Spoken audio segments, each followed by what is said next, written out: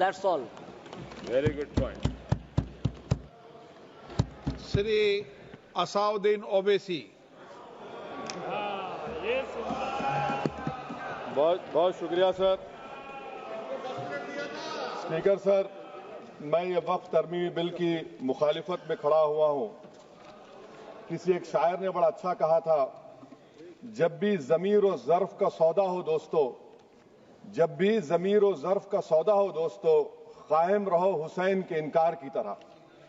Sir, ये वक्फ तरमीमी bill Bharat के गयूर मुसलमानों के ईमान पर, इबादत पर एक हमला है। नरेंद्र मोदी की हुकूमत ने इस मुल्क की सबसे बड़ी अक़लियत के खिलाफ एक ऐलान जंग कर दिया, और ये जंग सिर्फ मेरे जिस्म पर है, बल्कि मेरी आज़ादी पर, मेरी समाजी और माशी मार्जिनलाइजेशन पर है, मेरी शहरियत पर है, मेरे मदरसे, मस्जिदों, खानखाहों को और दरगाहों को निशाना बनाया जा रहा है। और ये हुकूमत सच्चाई को नहीं बयान कर रही है कि ये तरमीमी बिल से मुसलमानों का तहफ़्फ़ुज़, तरक्की और गुर्बत का खात्मा होगा। ये सरासर झूठ है। सर, अगर आप आइन के आर्टिकल 14 को देखेंगे तो उसमें लिखा हुआ है इक्वल प्रोटेक्शन। अब आप देख लीजिए सर कि हिंदू, सिख और जैन को और बौद्ध को उनके एंडोमेंट में तहफ़्फ़ुज़ मिलेगा, क्योंकि उनका एंडोमेंट बाय यूजर बरकरार है और उनका एडमिनिस्ट्रेशन उनके हाथ में होगा। कि गैर हिंदू या गैर उनके मजहब का आदमी दान भी दे सकता है उनके लिए, और एंडोमेंट बोर्ड का तहफ़्फ़ुज़ भी मिलेगा, क्योंकि उसके ऊपर ओवरराइडिंग क्लॉज अप्लाई नहीं होगा, लिमिटेशन का कानून उस पर अप्लाई नहीं होगा। उसके बरक्स ऑपोजिट आप देख लीजिए, मुस्लिम वक्फ को वक्फ बाय यूजर निकाल दिया गया। एक मुस्लिम वक्फ की जायदाद पर कब्जा होगा, लिमिटेशन लगेगा तो जो एनक्रोचर है, जो खाबिज है, वो रातों रात मालिक बन जाएगा और एक गैर मुस्लिम वक्फ बोर्ड को एडमिनिस्टर करेगा। ये आर्टिकल 14 के इक्वल प्रोटेक्शन का वायलेशन। अब आर्टिकल 14 में सर इक्वालिटी बिफोर लॉ भी है, और उसका कैसा वायलेशन हो रहा है कि कोई आर्बिट्ररी स्टेप नहीं ले सकता और कोई भी ऑफिशियल किसी भी तरीके से गलत आर्बिट्ररी फैसला नहीं लेगा। यहां पर आप एक डेजिग्नेटेड ऑफिसर को रखकर वो फैसला लेगा कि ये जायदाद वक्फ की है, गवर्नमेंट की है। क्या ये प्रिंसिपल्स ऑफ नेचुरलिटी के खिलाफ नहीं है, जिसका तकर्रुर एग्जीक्यूटिव करती है? ये हमारे theory of separation of powers, Bharat के आइन का बेसिक स्ट्रक्चर का हिस्सा है। क्या इसका वायलेशन नहीं है? सर, आर्टिकल 25 का वायलेशन कैसे है कि आप मुसलमानों से वक्फ बाय यूजर छीन रहे हैं और फिर आप कर्ब कर रहे हैं वक्फ वाल औलाद को, मगर वहीं पर दूसरे धर्म के मानने वालों को उनके मजहब पर चलने की पूरी इजाजत है। लफ्ज जो आर्टिकल 25 में इस्तेमाल हुआ सर, वो इक्वली एंटाइटल्ड, यहां पर मुसलमानों के इक्वल एंटाइटल्ड नहीं हो रहा। अभी हम गृह मंत्री का, वजीर दाखिला का यहां पर उनका हमने तकरीर सुनी, यहां पर वो ये कहते हैं, वजीर दाखिला, शायद वो कटमुल्ला की जबान ना कह दें, वजीर दाखिला कहने पर वजीर दाखिला ने अपने बयान में कहा कि बोर्ड और काउंसिल जो होगा वो माने वक्फ इस्लाम से अलग है। सर, अगर ये बात सच है आपकी, तो फिर आपको एक कानून बनाने की जरूरत ही नहीं है। आप एक नॉन स्टैट्यूटरी बॉडी बना दीजिए। ये जो कानून बन रहा है ना सर, ये आर्टिकल 26 इसका सोर्स है, और आर्टिकल 26 जब इसका सोर्स है तो आर्टिकल 26 का ABCD क्या कहता है कि रिलीजियस डिनोमिनेशन को अपने मजहब के अफेयर्स खुद चलाना, मूवेबल इमूवेबल प्रॉपर्टी को लेना और एडमिनिस्टर करना। जब हिंदू धर्म को, बौद्ध धर्म को, सिखों को यह राइट दिया गया है, तो आप कैसे मुसलमानों से छीन रहे हैं? तो ये आर्टिकल 26 का ग्रेव वायलेशन है। तो सर, अब वक्फ बाय यूजर का मामला देखिए, मिनिस्टर साहब ने कहा कि एंक्रोचमेंट हो रहा है, 17,000 एंक्रोचमेंट हुए हैं। तो यही नरेंद्र मोदी की हुकूमत ने 2014 में उस वक्त के मंत्री ने एक वक्फ properties eviction of unauthorized occupants bill को इंट्रोड्यूस किया। आपने विड्रॉ कर लिया 2024 में उसको। क्यों विड्रॉ किया सर आपने?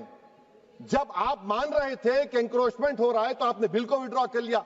अच्छा सर, अब वक्फ बाय यूजर को आपने निकाल दिया, माने कंडीशन क्या लगाए कि अगर उसमें डिस्प्यूट होगा और गवर्नमेंट प्रॉपर्टी होगी। सर, डिस्प्यूट तो है। मिसाल के तौर पर मोहिबुल्लाह साहब जिस मस्जिद के इमाम हैं, पार्लियामेंट के सामने मस्जिद है सर, 123 प्रॉपर्टीज में मस्जिद है, डिस्प्यूट चल रहा है। कल कलेक्टर या डिस्ट्रिक्ट ऑफिसर बोलेगा कि भाई साहब ये गवर्नमेंट प्रॉपर्टी है, स्टिकर लगा दिया जाएगा, मस्जिद बंद, गवर्नमेंट प्रॉपर्टी हो गई, होगी ना सर? अब ये बताइए, आप जब से यहां पर पूरे बीजेपी रूलिंग पार्टी हमको ज्ञान दे रहे हैं कुछ नहीं होगा, कुछ नहीं होगा, मैं दलील के साथ बता रहा हूं आपको।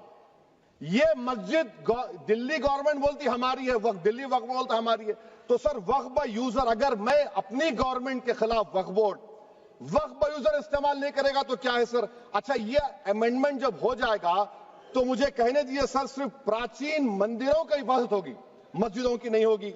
अब सर आप आ जाइए, अगर डिस्प्यूट मेरा एंशिएंट मॉन्यूमेंट से वक्फ का, एक मिसाल दे रहा हूं, दिल्ली में 172 वक्फ प्रॉपर्टीज एएसआई कंट्रोल में है, मैं तो हार ही गया वो, क्योंकि मेरे पास डॉक्यूमेंट नहीं है। आप कह रहे हैं कि डॉक्यूमेंट चढ़ाओ, अगर मेरा गवर्नमेंट से डिस्प्यूट चल रहा है मैं तो क्लेम ही नहीं कर सकता, क्योंकि आप जज बनेंगे, आप ही फैसला करेंगे, और जब तक आप फैसला नहीं करते वो वक्फ की प्रॉपर्टी नहीं होगी, वो प्रोविजन डाल दिया आपने। अच्छा, अगर मेरा डिस्प्यूट एनक्रोचर से होगा सर, तो एनक्रोचर में तो आपने तो 107 को डिलीट कर दिया, आप रातों रात खाबिज को, एनक्रोचर को मालिक बना रहे हैं। सर मैं ये पूछना चाहता हूं आपके जरिए हुकूमत से, एक मुंबई में एक बहुत बड़े दौलतमंद है, खोजा बरादरी का यतीम खाना था, उन्होंने 2004 या 5 में 22 करोड़ में खरीद लिया।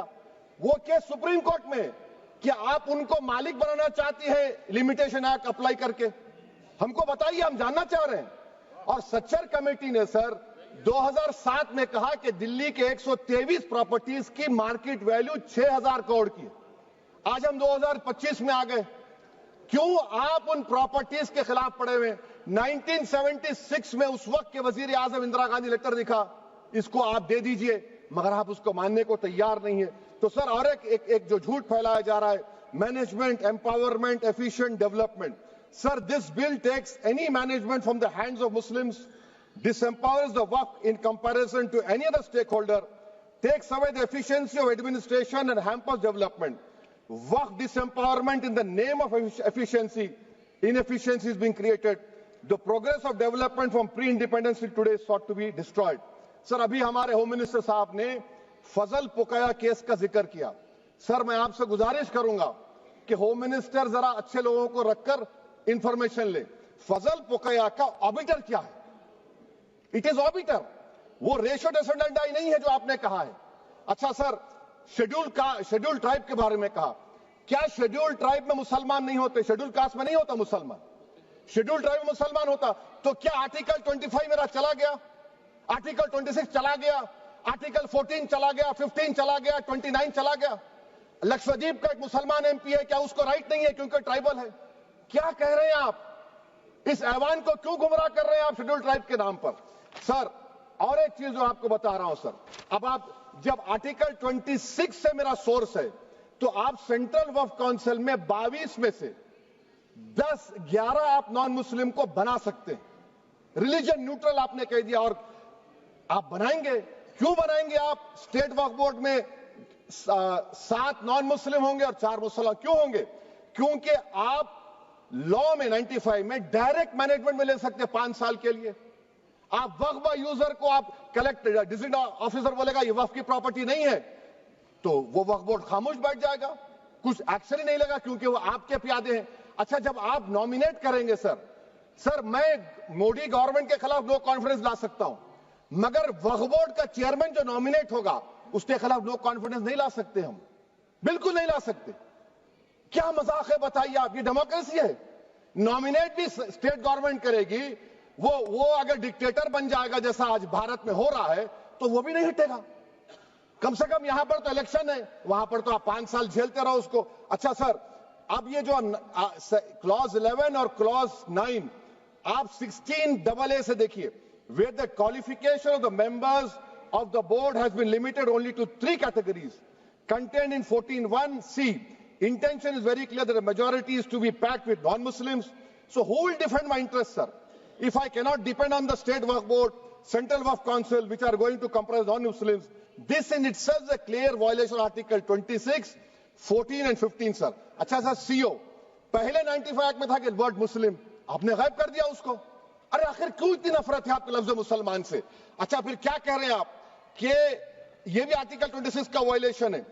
सब जितने हिंदू धर्म के प्रॉपर्टीज है, सिख धर्म के, बौद्ध के हैं और आपके जैन के, वहां पर उन्हीं के मजहब का ऑफिसर होगा। और कहां पर नहीं होगा? वक्फ बोर्ड में। वक्फ board is a pure religious institution, इसको समझने की जरूरत है। तो आप ये कर दे रहे हैं सर। अच्छा सर आप देखिए, अब आप आ जाइए ये ट्राइब्यूनल पर। मुझे समझ में नहीं आया सर कि हमारे होम मिनिस्टर वजीर दाखिला ने क्या कह दिया कि 2013 का जो कानून है वो नहीं बनता तो हम नहीं लेके आते। मैं बड़े अदब के साथ उनसे पूछना चाह रहा हूं कि क्या उस वक्त राजनाथ सिंह साहब, अडवाणी साहब, हमारी लेट सुषमा स्वराज, ये बड़े बड़े नेता यहां बैठे थे? आपने यूनानिमस उस कानून को पास करवा दिया।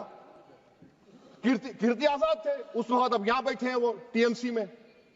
तो क्या आप गलत थे या वो गलत थे? हमको बता दीजिए, आप बता दीजिए। क्योंकि अगर अडवाणी आपके लिए बहुत बड़ा नेता है, मेरे लिए नहीं हो सकते, आपके लिए आपने पद्मश्री दिया उनको। मोहतरमा सुषमा स्वराज की जबरदस्त तकारीर का मैं कायल हूं। वो बैठकर उस 2013 को यूनानिमस पास कर दिए। मुझे कंफ्यूजन है कि क्या अमित शाह, नरेंद्र मोदी बड़े हैं या अडवाणी बड़े हैं? आपके लिए आप तय कर लीजिए। अच्छा सर, आपके tribunal sir, railway Clements tribunal, NGT tribunal, income tax, वैसे 14-15 ट्राइब्यूनल है। हिंदू एंडोवर का ट्राइब्यूनल, सबका अपील नहीं होती, रिव्यू होता है। गृह मंत्री सरकार कह रही है कि नहीं, रोक दिए, रोक लगा। कैसे रोक लगाते हैं? रिव्यू और अपील में तो फर्क होता है ना सर। आप ही कह रहे हैं कि पूरे कोर्ट्स में बैकलॉग है और आप अपील कर रहे हैं। अच्छा सर, रिटायर्ड डिस्ट्रिक्ट जज 95 में सिटिंग डिस्ट्रिक्ट जज था, जो एडमिनिस्ट्रेटिव कंट्रोल था सीजीआई साहब, उसको निकाल दिए। अच्छा सर, अब आप अभी हमारे मंत्री साहब ने कहा trust, sir Shri Sai Baba trust 2004, वो ये कहता है जो ऑफिसर उसमें काम करता उसको साई बाबा का डिवोटी होने चाहिए और उसको डिक्लेरेशन लिख के देना पड़ेगा। यहां पर हो रहा तो यहां पर क्यों नहीं हो रहा? अच्छा सर, आप फिर देख लीजिए, ये आपका हो गया सर। हां, अब अमित शाह साहब ने सेक्शन 2A के बारे में कहा और उन्होंने इस बात का इकरार कर लिया कि दाऊदी बोहरा के लिए यह बनाया गया है। मगर मैं आपके जरिए से गवर्नमेंट से पूछना चाह रहा हूं, आपने तो उस प्रोवाइजो में दाऊदी बोहरा का नाम ही नहीं लिखा। आपने उनको भी थैंक यू कर दिया, उनका नाम क्यों नहीं लिखा आपने? और सर, और गवर्नमेंट क्या कर रही है? आप मुस्लिम समाज में जो बेकार किस्म के लोग हैं उनको एक रास्ता बना रहे हैं, एग्जिट दिखा रहे हैं कि तुम्हें वक्त से बचना है तो तुम्हें ट्रस्ट बना लो। ये क्या कर रहे हैं सर आप? कम से कम उन दाऊदी बोहरा को आप दे देते। अच्छा sir, clause 3V section 36 clause 18 देख लीजिए। Oral Waqf, oral appointment has sought to be discontinued even though it is recognized practice in Islam. Muslim personal laws recognize oral waqf and 1937 Shariat Application Act. Sir आप clause 39 पर आ जाइए। 5 साल के लिए मुसलमान।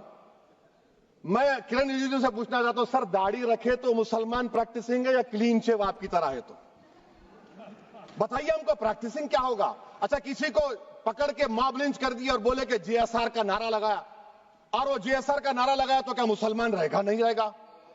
या फिर देश के प्रधानमंत्री ने कहा था कपड़े देखकर पहचानो, तो क्या कपड़े देखकर आप कह देंगे? अच्छा, अगर कोई क्रिश्चियन हिंदू धर्म कबूल करता है तो क्या वो मंदिर को नहीं दे सकता प्रॉपर्टी?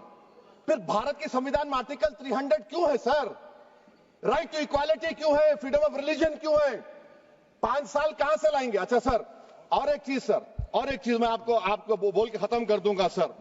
इस बिल में वक्फ औलाद का सर, इसमें आप देखिए clause 432, the creation of waqf al-awlad shall not result in denial of inherent rights to heirs, including women heirs or the waqif or any other right of person. Sir, ये article 25 का violation है, शरीयत application act 37 का violation, article 300A का violation है। अच्छा, हिंदू धर्म में सेल्फ एक्वायर्ड प्रॉपर्टी को एक हिंदू, अब उसके फर्ज के 2 बच्चे हैं, वो एक को अपनी पूरी दौलत दे सकता है, कोई रोक टोक नहीं है। वो कहेगा नहीं मैं घर के बच्चों को नहीं दूंगा, मोहल्ले के गरीब को दे दूंगा, वो भी कोई रोक टोक नहीं है। वहां पर आपको बच्चों की फिक्र नहीं है। जब मैं अपनी प्रॉपर्टी को अल्लाह को मालिक बनाकर दे रहा हूं, आप कह रहे बच्चियों की फिक्र नहीं है, इतनी मोहब्बत आप बिल्किस बानो से दिखा देते तो आपके लिए दुआएं देती आपके लिए। तो सर आप दूसरी बात आप देख लीजिए सर, आखिरी बात कहकर मैं अपनी बात को मुकम्मल कर रहा हूं सर। नहीं खैर मैं मुकम्मल कर रहा हूं, स्पीकर साहब बहुत टाइम दे दिए। सर आप देखिए इसमें अमित शाह साहब बोले कि इतनी प्रॉपर्टीज का कब्जा हुआ, चोरी हुई, ये हुआ। सर क्लॉज 2652A सेक्शन, अगर कोई प्रॉपर्टी बेचता है 2 साल की सजा थी, आपने क्या कर दिया, उसको 6 महीने कर दिया। नॉन अवेलेबल था, आपने अवेलेबल कर दिया।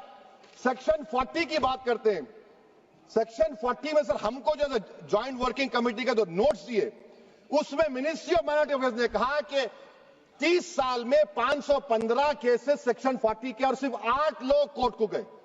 वक्फ यूजर का कानून तेलंगाना आंध्रा में है, सेक्शन 40 का कानून तमिलनाडु 63 है, आंध्र प्रदेश में 43 है। और सर आप डायरेक्शन दे रहे हैं, अच्छा क्लॉज 4218B देखिए सर, आप रूल बना रहे हैं, कोऑपरेटिव फेडरलिज्म के खिलाफ है, इतना रूल बना रहे हैं। और आखिर में सर मैं आपको बताना चाह रहा हूं स्पीकर साहब, ये बिल का मकसद सिर्फ मुसलमानों को जलील और रुस्वा करना है, मुसलमानों को दूसरे दर्जे का शहरी बनाने का इनका मकसद है। सर अगर आप हिस्ट्री को पढ़ेंगे तो महात्मा गांधी उस वक्त के व्हाइट अफ्रीका में सफेद फार्म अफ्रीका के कानून को महात्मा गांधी ने कहा था कि ये मेरा कॉन्शियंस इसको मानता नहीं है, मैं इस कानून को कबूल नहीं करता हूं। तो महात्मा गांधी ने क्या किया, उन्होंने उस कानून को फाड़ दिया। तो मैं गांधी की तरह इस कानून को फाड़ता हूं, ये अनकॉन्स्टिट्यूशनल है सर। इस देश में झगड़े पैदा करने का काम बीजेपी करना चाहती है मस्जिद और मंदिर के नाम पर, इसीलिए मैं इसका कंडेम करता हूं। और मैं आपसे गुजारिश करता हूं कि मैंने अपने 10 अमेंडमेंट दी है, आप इसको कबूल करिए सर, मुझे बोलने का मौका दीजिए और उस पर डिवीजन का मैं डिमांड भी करूंगा। Thank you sir.